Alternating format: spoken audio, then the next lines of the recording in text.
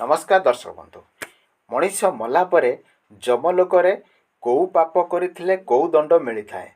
28 दंड भितर कौ चारोटीर अधिक भयानक होता है। चलतु जानिबा।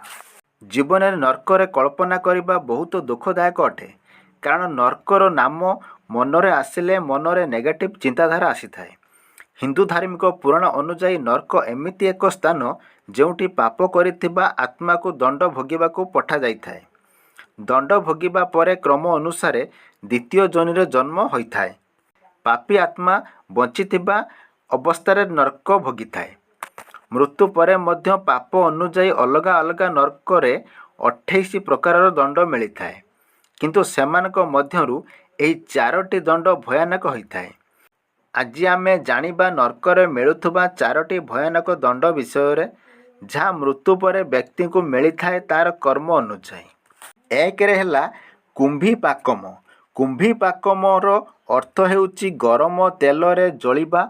एही दंड सेमानकु दिया जाए जो माने निज खुआ पाई पशु पक्षी को हत्या करिथांती। जेउ ब्रह्मचारी मनरे स्त्री पाई कामना बासना रही थाए, किंबा जेउ संतान निज माता पितांकर सेवा करे नहीं, एमिति लोक कुंभीपाकम दंड भोग करिथांती। द्वितीय असीता पत्रम। निज कर्तव्यरू ओहरुथिबा व्यक्तिंको पाई नर्करे यह निर्मम दंड अटे। जमक सेवकंक द्वारा असीता पत्रम जहा तेज खंडा भली पत्र होइथाए, चाबुक मरा जाइथाए। पापी व्यक्ति को मुह को पत्थर फिंगा जाए, कंटा उपरे चला जाइथाए, बेहोश हेबा जाए खंडा धार बुला जाइथाए। एही दंड समाप्त हेबा जाए एही प्रक्रिया चली थाए। 3 कृमि भोजन।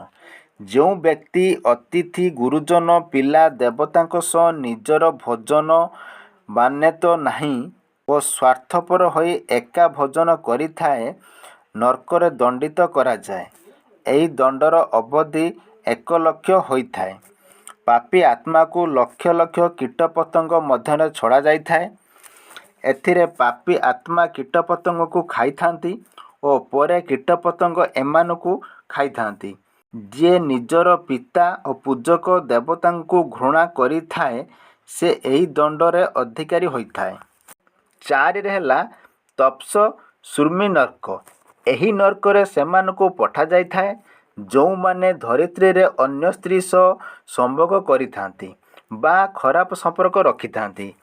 एमिति आत्मा को प्रथमे टीर द्वारा माड़ मरा जाए और गरम खुंटरे बंधा जाए जंत्रणा दिया जाए जेबे जाए एही दंड न सरीछि।